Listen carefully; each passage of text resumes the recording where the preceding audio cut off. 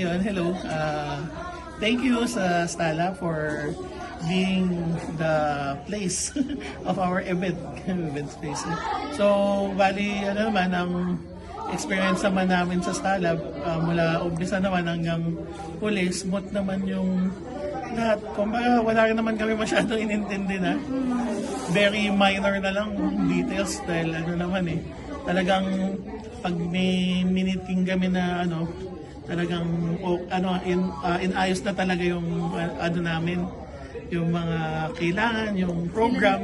Sila na talaga lahat. Oo, tsaka yun talagang kahit medyo siyempre, hindi naman mawawala yung mga aberya na dala ng mga hindi natin nakokontrol na mga factors.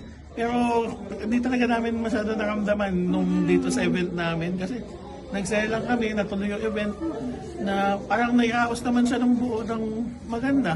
Nag-enjoy yung mga umattend. Tapos syempre kami rin na newlywed na nag-enjoy din naman talaga. Tsaka, maganda rin talaga yung mismong setup nitong Pandora Hall, kaya pinapili natin. Hindi, tsaka yun, na-appreciate ko talaga yung yung like yung sa host, yung sa natin, sa food, masarap yung food, yung tapos yung host, okay din, fun siya na talagang nag-enjoy din lahat. Walang dull moment, kumbaga.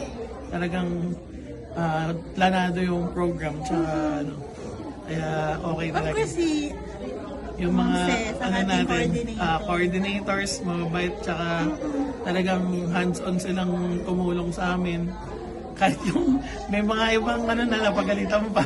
True. Pero thank you kahit nag-extend ka pa din ng tulong kahit hindi na siya part ng Yeah. Kaya yun. Thank you so Thank you much, po, thank you, Stella. Stella. Thank you.